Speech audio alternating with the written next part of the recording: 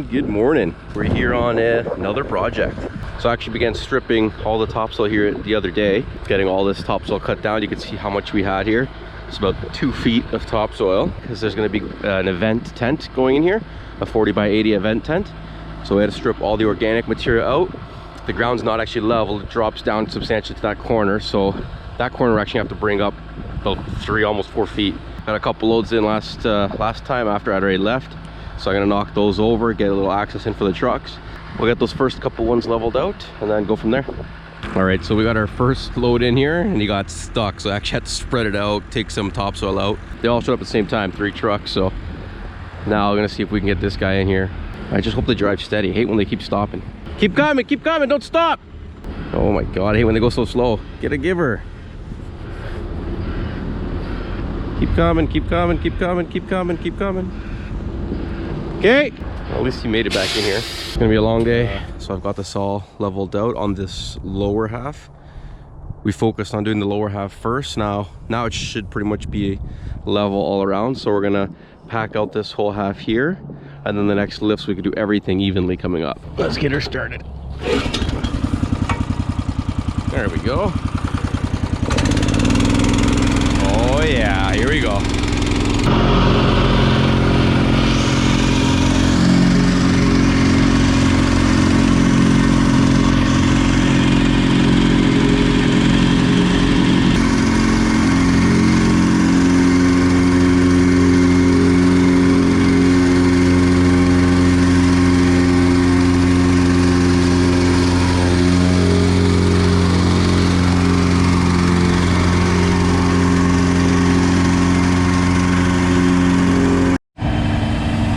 So we managed to actually get this guy in here now.